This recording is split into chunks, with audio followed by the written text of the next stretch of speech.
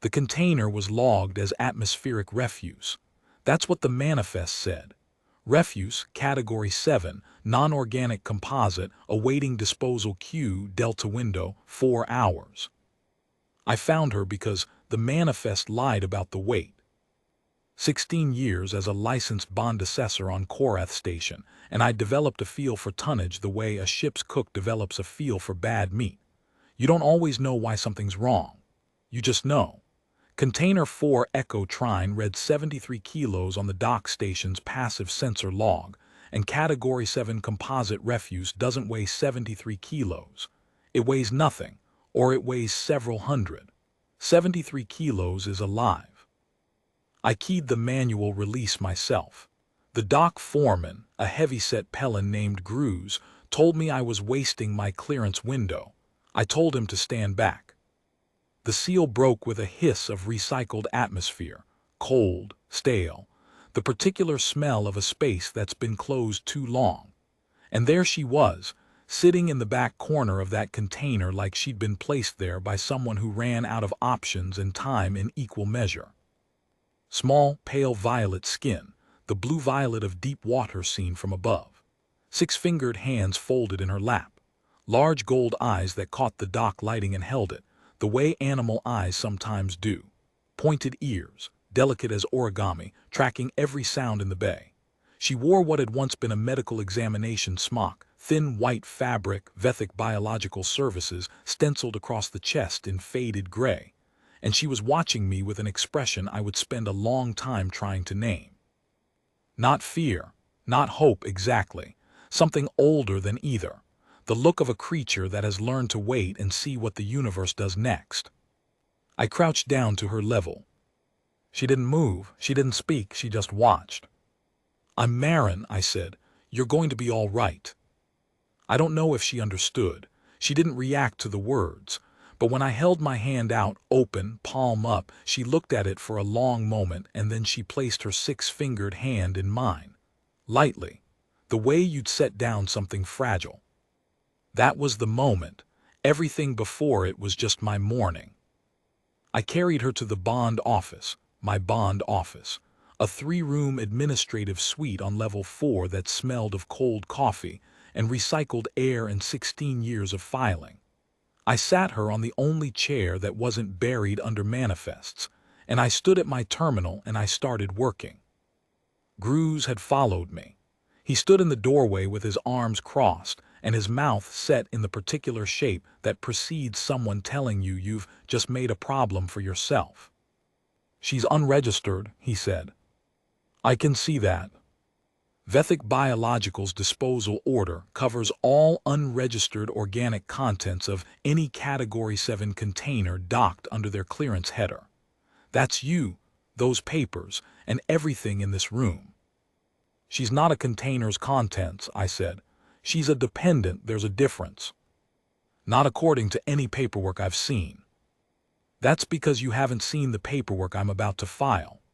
I pulled up the Korrath Station Port Authority Habitation Code, Chapter 9, Subsection 4, Emergency Dependent Registration, and I started filling fields. "Go get me a compliance officer, Gruz. I'll need a witness." He looked at the girl. She was watching him with those gold eyes, still and quiet. He looked back at me. His expression shifted into something I couldn't read. "You understand what you're starting," he said.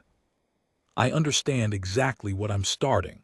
Now go get me the compliance officer." He went. I kept filing. She watched me work. After a while she slid off the chair, crossed the room in bare feet, silent, precise, and stood beside me, watching the terminal screen the way children sometimes watch things they don't understand but find compelling anyway. I didn't send her back to the chair. I just kept filing and let her watch. I named her Fell, after a word my grandmother used for high, open moorland. Country where you could see a long way in every direction and nothing could come at you sideways. It was the first name that came to mind when I looked at those gold eyes. She seemed like someone who needed a long view. The compliance officer arrived in 20 minutes. Her name was Adrel Suk, Vethic Port Administration, mid-grade, The kind of bureaucrat who has learned to wear her authority like a garment she's been told is expensive. She came with two men from Vethic corporate security. Both of them were the size of problems and dressed accordingly. "Ms. Soltz," she said, "I understand you've interfered with a Vethic disposal manifest." "I've initiated an emergency dependent registration under Port Authority Habitation Code 94, I said. "The filing is time-stamped and already in the system. Would you like a copy?" She hadn't expected that. Her eyes went to Fell, who was still standing beside me, watching, then back to me. "The subject has no sapient registry record," she said. "No origin documentation, no owner of record." "Correct, which is why I'm registering her as an emergency dependent rather than transferring existing documentation. She has no prior record because she's been kept without one. That's a crime, not a filing problem." One of the security men shifted his weight. Fell noticed. She didn't react, just tracked the movement and went still again. I put my hand on the terminal counter, close enough to her that she could see it without turning her head. "Ms. Soltz," Sook's voice had taken on a flatter register, "you are a bond assessor. This station's dispensation covers cargo assessment and manifest verification. It does not cover unilateral dependent claims on Vethic classified biological material." "She's not biological material," I said. "She's a child, and my dispensation covers any dependent found within a contracted assessment area who lacks a registered guardian. I've been the assessor of record for this dock bay for 11 years. She was found in my assessment area. The code is unambiguous." I turned the terminal screen toward Sook so she could read it. Paragraph 3. In the event an unregistered dependent is identified within a bonded assessment zone, the licensed assessor of record may initiate emergency guardianship proceedings pending IWC registration confirmation. Said proceedings shall supersede any conflicting disposal or transfer orders until confirmation is received or denied. Sook read it, her jaw tightened. "The IWC confirmation window is 48 hours, she said. "Vethic's disposal window is 4 hours. "I know, that's why I filed while you were walking over." The security man on the left said something in a frequency-dropped undertone to his colleague. Fell heard it, her ears turned slightly toward the sound, that origami precision, but she kept her eyes forward. "The filing doesn't guarantee confirmation," Sook said. "No," I agreed, "but it guarantees that any disposal action taken before confirmation constitutes destruction of an entity under active IWC dependent review. That's not a port code violation. That's an interstellar treaty violation." I let that sit for a moment. "Your call, Officer Sook." She didn't like it. She stood there in her expensive-looking authority for a long moment, and I watched her do the math, the real math, not the kind that runs in her favor on a station where Vethic has friends. "We'll be monitoring the IWC channel," she said finally. "Of course you will." She left. The two men followed.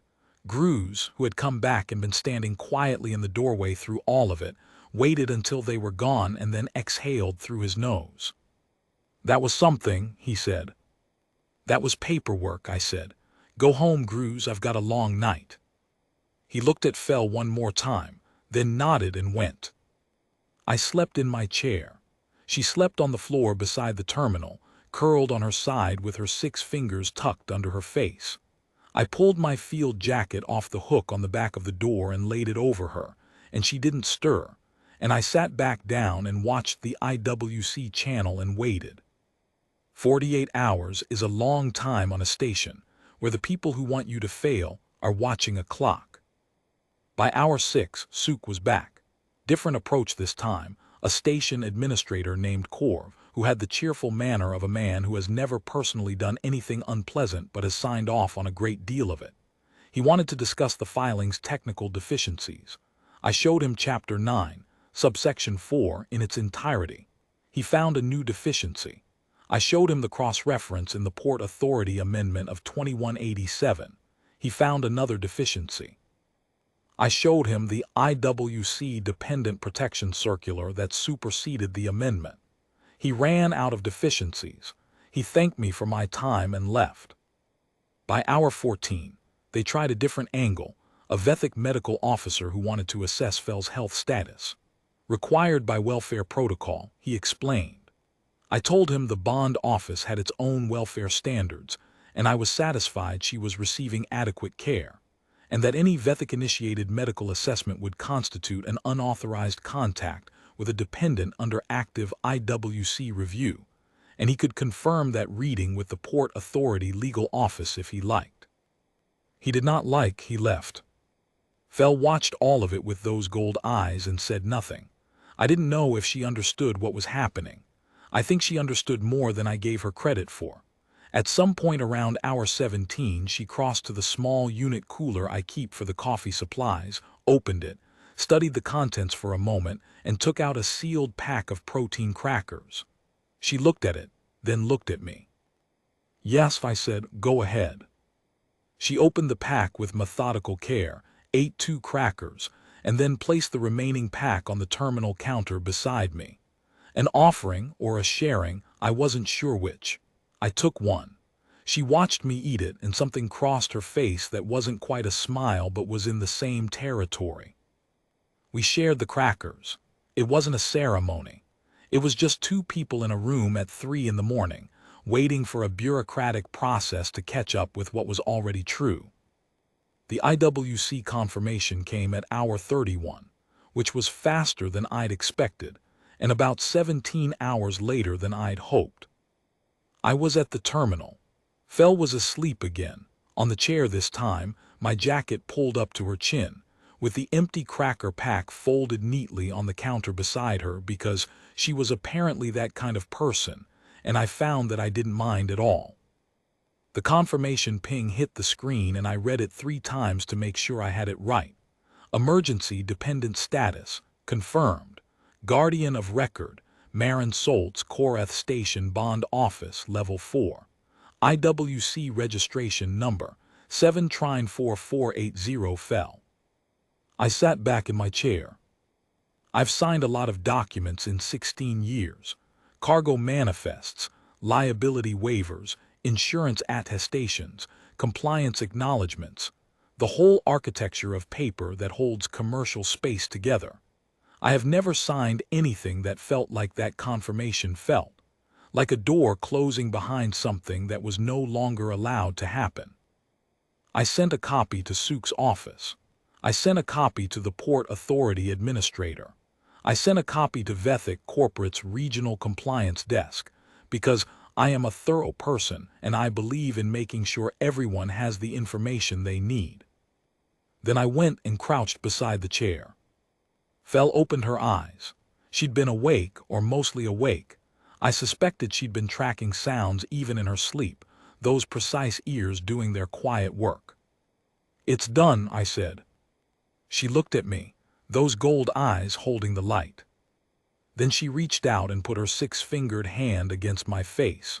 Not grabbing, not clinging, just a quiet, flat-palmed touch, her fingers spread across my cheek.